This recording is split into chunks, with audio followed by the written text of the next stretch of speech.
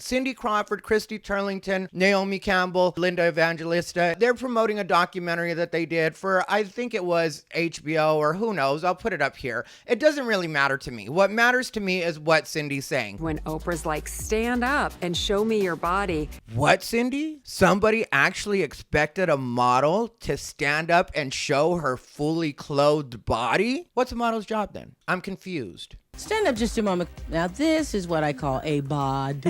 You can try to cancel Oprah if you want to, but I don't think it's going to happen. In the moment, I didn't recognize it. Only when I look back at it and I was like, oh my gosh, that was so not okay, really. Especially from Oprah. Oprah is probably like, girl, please. Because Cindy Crawford now is trying to act brand new after nearly 40 years in the industry.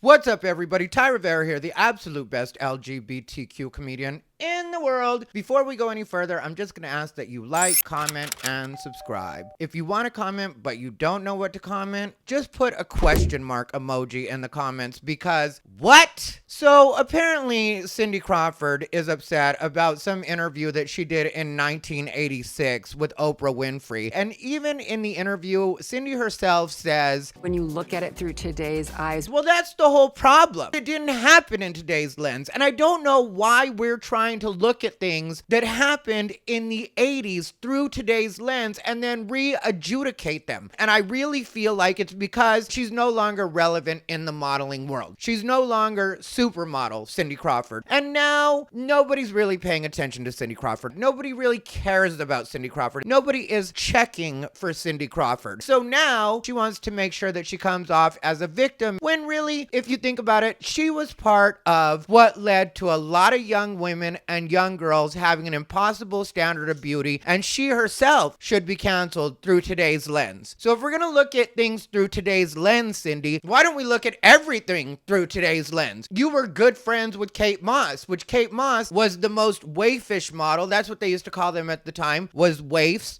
The girls that were like Kate Moss, that were super skinny, no features at all, because they had dieted down so much, which Kate Moss has said that there were certain substances that were involved with that and that she was starving herself. So if you're going to go backwards and say that we should look at everything that happened back then through today's lens, I'm fine with that. But at the same time, let's look at what was happening at that time as well. Back in the 90s, which I was around in the 90s, I remember when Cindy Crawford was at the height. And back then, it was a model's job only to be pretty. It wasn't like we really cared about what models really thought at that point. So there's a point where Cindy says that in the interview, Oprah asked her to stand up and show her what she looks like. And Oprah was basically, by asking her to show her body, asking her to show us why you're worthy of being here. But if that's the sole job of a model up until that point, then how is Oprah wrong for doing that? I really do feel like Cindy Crawford has realized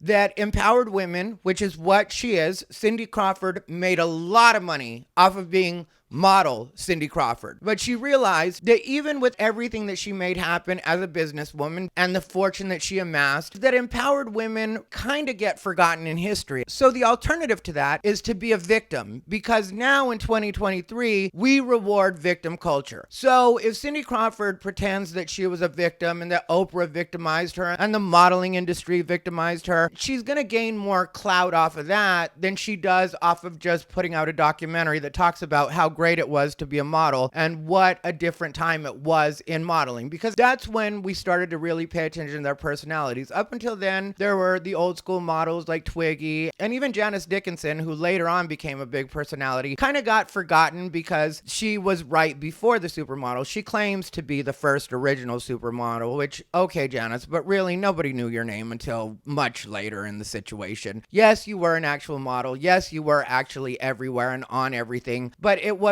the day of the supermodel. So Janice and her revisionist history can kind of take a hike. Brooke Shields was a model you would hear a lot, but even she wasn't considered like a supermodel. Supermodels didn't come along until the 90s. So my point is, now Cindy and the others want to pretend that they were victimized, and they want to completely forget that in 1986, Oprah wasn't the Oprah that we think of today. Oprah wasn't a multi-billionaire, and Oprah didn't have the same clout that she has now. I would be willing to bet that during that time, John Casablanca, who is the man that's with Cindy Crawford in that interview, and the man that I'm sure had that interview set up, was one of the most powerful modeling agents in the world. So here it's Oprah that's got this show that is very successful, but she's still more of a paycheck player. Not to demean Oprah, but at that time, that's more what she was. If you look at the footage and when it's from, that's before she was the Oprah that we think of today.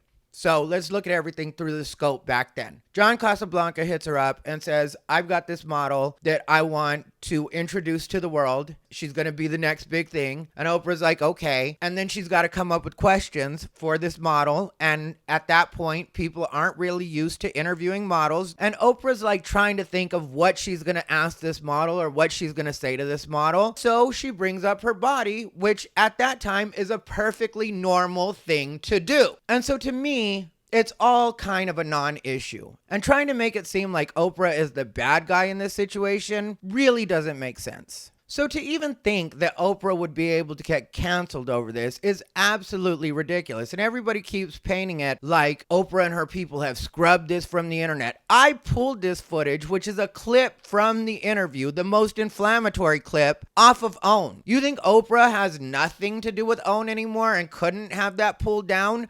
Of course she is. At this point, she is Oprah. So when you're talking about a person going with the way that the game worked, when they're first really being introduced to the game and really becoming a player in the game, as opposed to a person now who does have all the power in the world, because at this point we can say that Oprah is that powerful, that she has full control over what she will and won't do. But at that time, it wasn't the same Oprah. So to make it seem like we should be at all upset with Oprah about this makes no sense at all to me. Anyway, let me know what you guys think down below in the comments. This has been Ty Rivera, the absolute best LGBTQ comedian in the world.